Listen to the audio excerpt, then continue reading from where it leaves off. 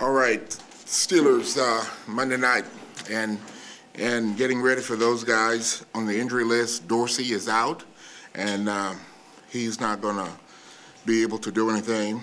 Also out is Brady Quinn. He has not been cleared for contact and been advised not to play Monday night, so he's going to be out.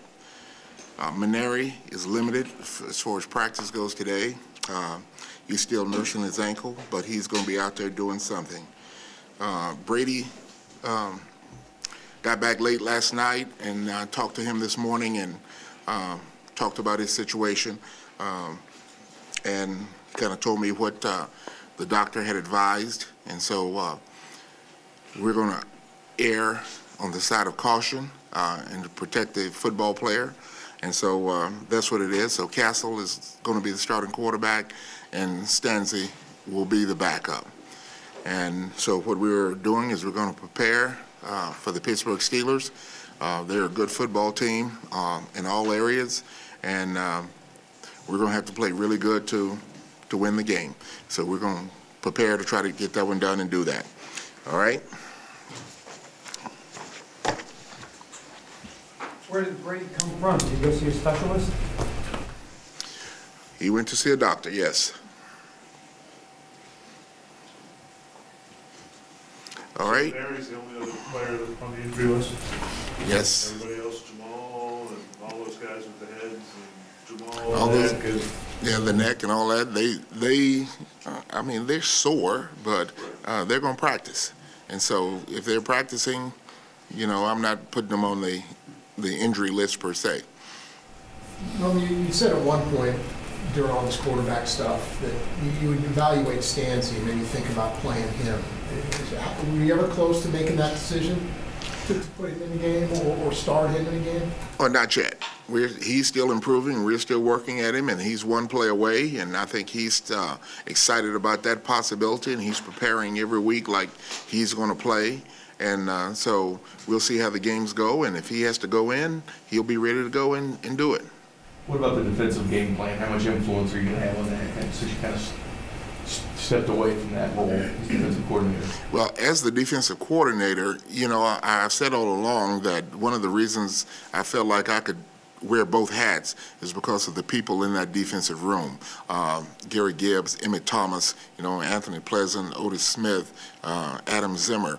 I have the utmost confidence in all those guys, and those guys were doing some of the legwork for me as the defensive coordinator when I was the defensive coordinator. So they're continuing to do the same legwork, but just Gary is now taking it over, and then he's going to call the game. So I think that there will be a smooth transition, as I mentioned, and I know those people in that room. That's why I wanted to be in that room with them, because they are good people and I like them a lot. What's your new role with the offense? Have you been doing more with that side of the ball since? Yes, I've been spending more time over there, and that was one of the reasons I stepped down from the defensive coordinator job, so that I could spend more time with the team, you know, talking to special teams coaches, special teams players, offensive coaches, offensive players, and so that I can have a presence, you know, throughout the team. Are you learning anything over there? You learn something new every day, you know, and so definitely I am, and I'm more aware about what's going on and maybe why things are happening. But like I said, the biggest thing is to give encouragement to those young players over there, to let them know that I'm for the whole team and not only for the defense. There's so much preparation, and there's so much, you know Todd Haley so well. How does that change, if at all, the way you approach this game? It doesn't change. You do your same game planning. You look at the opponent, see what they do, try to find their weaknesses, try to figure out what your strengths are, and then you put your plan together and try to take away some things that you know that they're going to do, and then it's up to your guys to go play. And if your guys play good, then you have a good chance. You've prepared for the Pittsburgh's offense in the last couple of years. I'm sure you've looked at, even though you're no longer the coordinator, I'm sure you've watched some tape of their offense this week. How are they different? Can you see that they're different in any way with Todd, what he's done? Well, I think Todd has probably brought a little bit different passing game to them from a philosophical standpoint. As I think that they have said it themselves that it's a dink and dunk offense a little. Not that it's dink and dunk. They go through the reads and progressions and they take what's available. And some of the stuff that's been available has been the shorter passes. But they have really good ability, so they catch the ball short and run for a long ways with it, you know. And they haven't thrown the ball deep down the field as much as they have done in the past, but they still have those capabilities of doing that. Does, in your time in the league, is there another quarterback you can think of that matches up with Roethlisberger and what he brings to them? No, he is just one of those big, strong, physical guys in the pocket who's hard to bring down.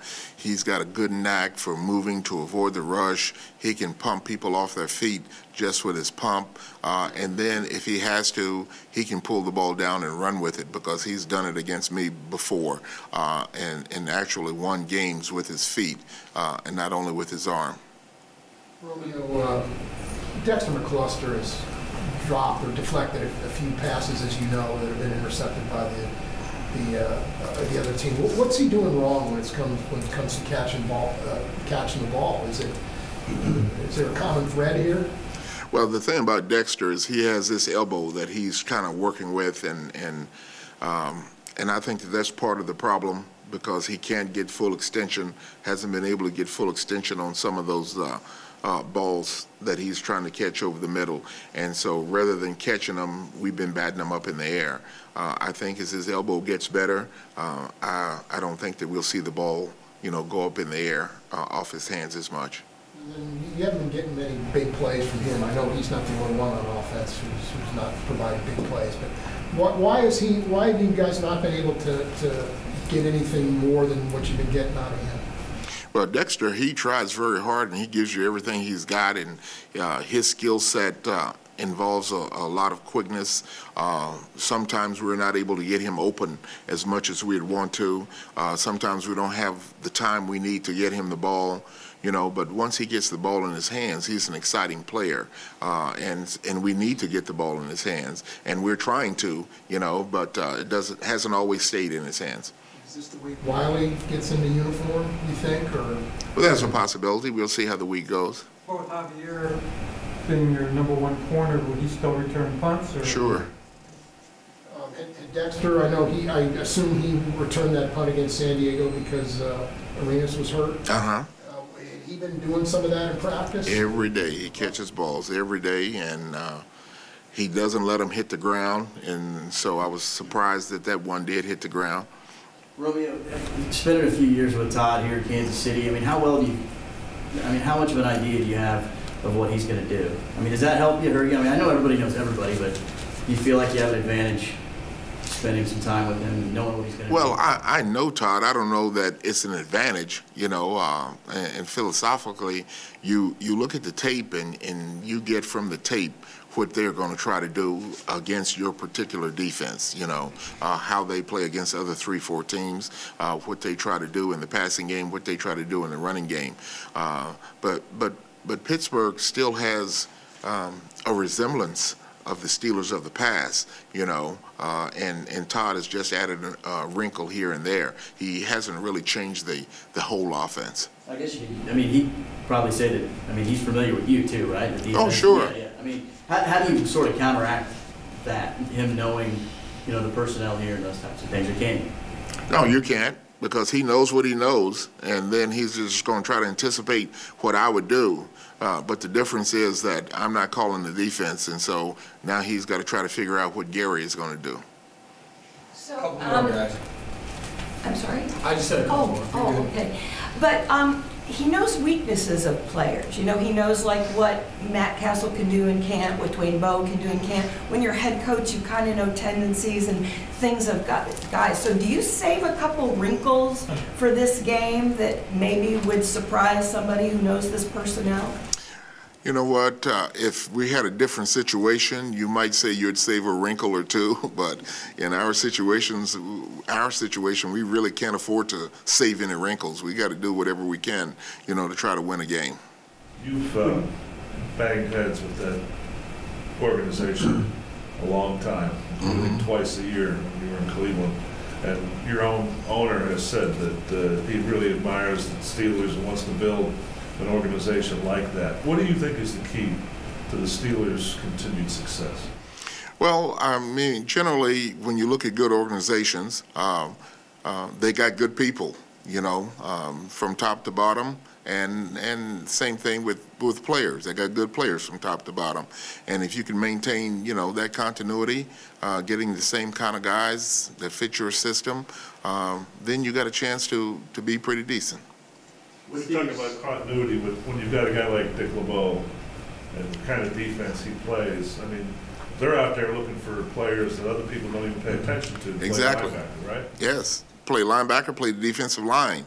You know, if you watch those guys play up front, they are not glorified, so to speak, but they are tough, physical guys who play their technique. They are going to be where they're supposed to be. They're going to take care of their responsibility. And then the other guys around them, you know, they kind of make the big plays. But when you try to run on those guys, you don't get much.